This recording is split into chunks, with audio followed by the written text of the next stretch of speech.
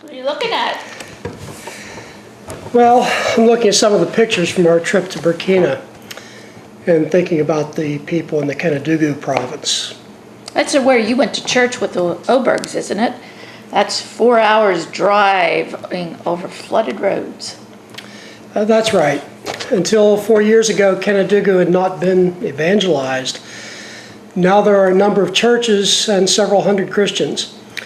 We went to Temetemeso, a village that is very near the end of the road that goes into the province. Kevin told me about it and about some of the people who live there. We were, and during our evangelism season, we had scheduled to be in this one village. It's actually the only village that has ever refused us to do evangelism, the village of Flakiyuri, but they finally agreed to. It was, well, it would be a year and a half ago now, but we were planning there, but then that very night,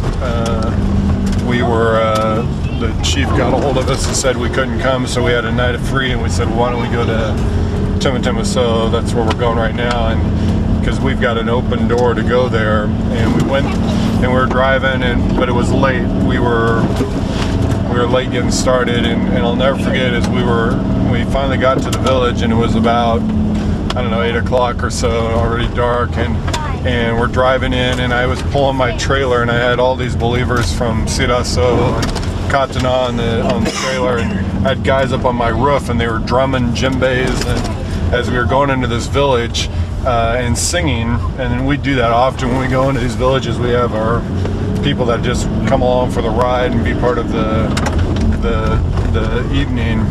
And we get into the Temetemeso, and at that point there was all this elephant grass growing up along the edge of the road as you entered, and pitch black, except for the lights of the car, obviously. And just out of the crowd, out of the grass, sorry, this kids and adults dancing and cheering at our arrival as we come into this village. It was just an incredible experience, and they were just excited that we were there to talk about Jesus and share with them. But it was just an incredible, one of my favorite memories of Africa. Actually, it was just really touching to see these people greeting us as we came into their village and excited about us being there, and just unexpected. They didn't know we were coming, but it was just a great night. So Temetemeso is just an incredible village, actually, just because of how it's come about, and the people there have been highly persecuted for their faith, but remain faithful. And just up to it'd be 4 years ago now, there were no believers in that village.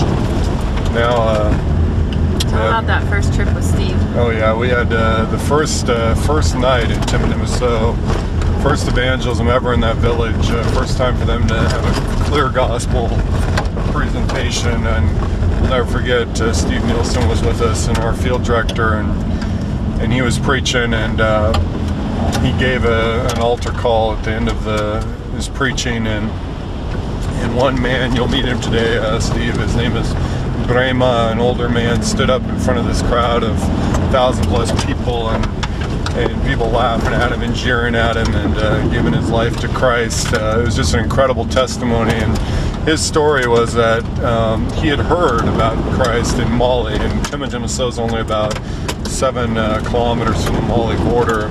He had heard about Christ in Mali, and he said, if that message of truth ever comes to my village, I will choose to follow.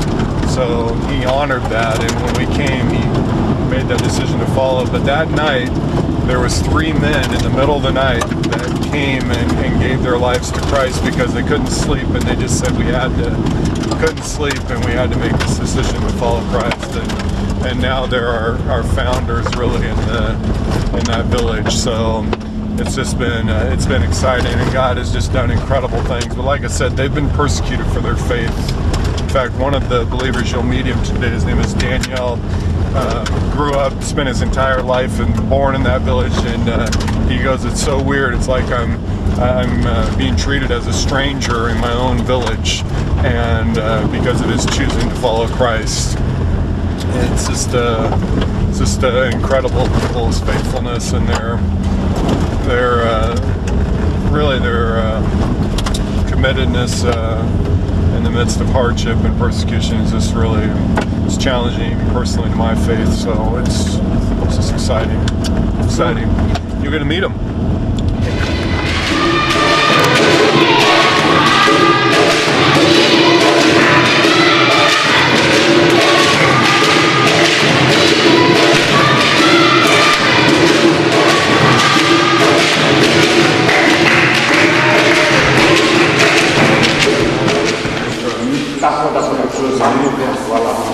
Voilà. Do you want to come, Steve?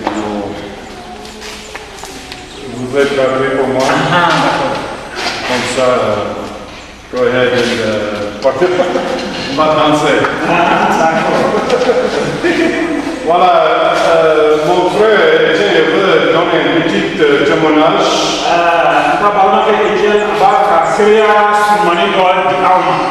Mais parle en anglais seulement, donc il faut qu'on traduise ça 3 fois.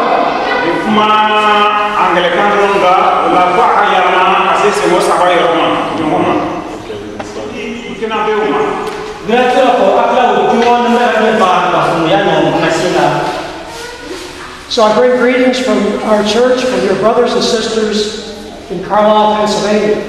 Donc je vous salue au nom de tes frères et sœurs aujourd'hui dans le village de Carlisle, au nom de Jésus-Christ.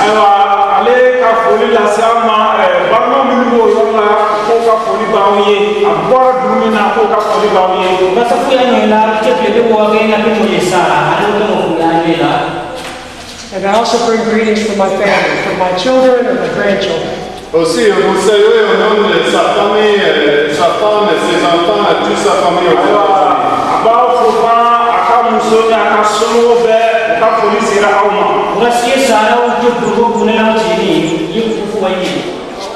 C'est un bon serviteur, mais c'est un maître terrible. Est-ce que c'est pas vrai? Hein? Est-ce que c'est pas vrai? Mes frères, nous, vous et moi, nous pouvons être asservis par beaucoup de choses. Mais nous devons être les esclaves de Dieu.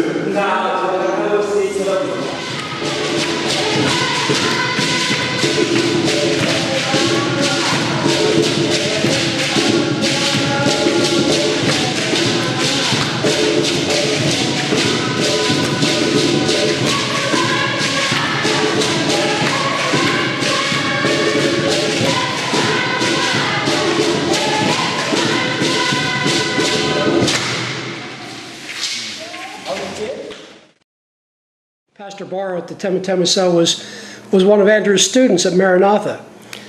He's been in Temetemeso just over a year. Didn't he and his family get off to a rough start? Yes, Pastor and his wife, as well as one of their sons, were very sick with typhoid from drinking the well water. They were very ill, but they recovered, and they're continuing in their faithful service to their congregation. I think you said that there are over 500 Alliance pastors in Burkina. That's right. For a small country, there are a good number of trained pastors, but there are not enough. There is a great need for more. And many of these men are earning very little as $5 a month. Most have to raise crops or livestock to support their families. It's a tough life. We need to remember to pray for them, the pastors, as well as our missionaries. Amen. Vous avez compris, vous allez donner un chant? Oui. Voilà. Voilà, on est prêt. Voilà. Après les chants, vous allez en profiter en même temps pour faire la présentation. D'accord. Voilà.